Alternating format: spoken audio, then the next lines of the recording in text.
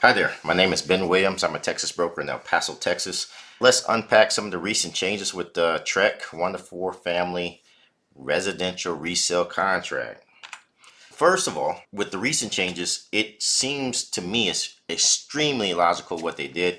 I really commend the broker lawyer committee for really making this very simple. I like the changes and let's get into it. The biggest change is paragraph 12. Paragraph 12, settlements and other expenses. They broke it down where A1 pertains just to the seller and their expenses inside the contract, what makes them obligated by the contractor to pay, which is cool, which is great. And then 12A2 is again obligated by the buyer to pay.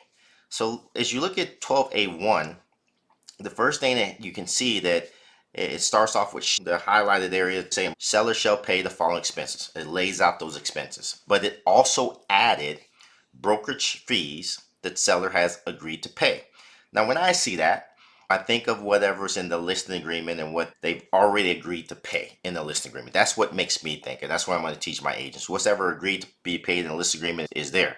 But they go a little bit further inside of this and says, okay, 12A1B, this is where the magic happens in terms of making sure that the seller is obligated on the contract to pay out brokerage fees that the buyer has agreed to. And that key word is about buyer has agreed to, meaning that in the buyer rep agreement with the buyer's agent or buyer's broker and the buyer, they've agreed to this amount. It's outlined in the contract of what's going to be paid for by the seller. It has the dollar amount or the percent sign of the sale. You only check what box is applied. Now, this is the resale contract.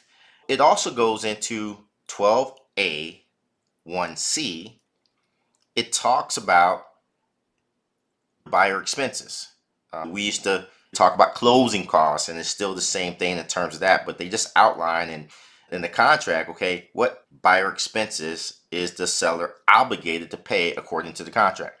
And that's where you will put this amount there. So it's covering a lot of ground there with those and very condensed the way it is, okay? Now, if you look at 12A2, it outlines what the buyer expenses shall be. And it has a list of things. I'm not going to go through everything there. However, it added in the blue, you can see broker's fees that the buyer has agreed to pay. So that goes back to the buyer rep agreement and whatever that looks like.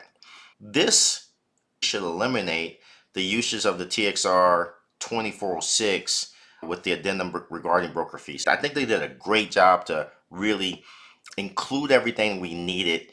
Now, the question may come if the seller, is not paying the listing broker to pay the buying broker. There's still some things there that, hey, if it's not happening, revert back to the agreements, okay, and things of that nature. So that's how I look at this. All right, let's keep on going to the next item here that's probably a change. They changed paragraph 6C. 6C, if you look at 6C, and let's go a little bit more in deep with it so you can see it. 6C, essentially, the change was made due to a change with the Texas Department of Insurance, which allows for this adoption of this T47.1 declaration that does not have to be notarized. So look at the language here. Essentially, back in the past, what we used to happen is that the seller would get this T47 notarized, and being notarized saying, hey, there's no changes since the time that we got it notarized. There's no changes to the survey, and that's what they're affirming to, that there's no changes. Now we don't have to have this thing notarized anymore. You have a declaration, and inside that declaration, it's saying something to the effect of any person making a false statement may be liable for actual or punitive damages, and it asks for the name, birth date, and address of the declarant, and it also says the above the section line that I declare under penalty of perjury that they foregoing is true and correct. So the seller's basically saying, okay, look, I didn't get this, allows me to do this T47.1 declaration, but they're also saying, hey, Mr. Seller, you're not lying. All right, make sure that you're not lying. The reason this probably came about because I think what happens was that a lot of times when the seller would get in this process, they didn't get this T47 notarized, and they would think they would do it at closing, and it was hard. It was hard to make all that happen within the timeline of closing, and I think this is going to allow that this process to be a little bit more smoother for the title companies in terms of having the declaration versus the affidavit notarized. So I think that's what they're trying to clean up there.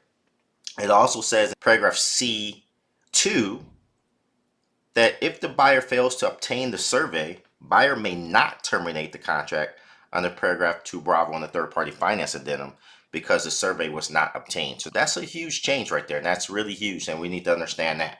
Let's look at the other changes here. There was a change to 611. 611 was added, and not a change, was actually a paragraph that was added. And essentially basically has some language around if the seller had the house any type of mold remediation in the past 5 years, that the seller is obligated contractually to tell that, to let the buyer know that has been the case. That's a new paragraph that they added. And then in 612, they added some language about notices, required notices, and also saying, hey, if seller fails to provide the notices, buyer may have the right to terminate this contract, such as any of the utility, water, drainage, public improvement districts, and things of that nature. So they would have the right to terminate if they didn't get these notices. And I think this is just saying, hey, we got to move the needle towards trying to ensure that the buyer has everything about this property before they close on it to make their decision. That's what this whole contract is all about. Ensuring that everyone is informed and they've given all the proper notices to the purchasing party that they can move forward to make a sound decision about the purchase. All right, the next thing we have, there were some changes with paragraph 20. They just removed the word tax. Paragraph 20, it really applies to foreign persons. So now it says, okay, federal requirements. They moved tax requirements. And now anything with federal requirements for a foreign person is actually obligated that they hold this standard to that degree.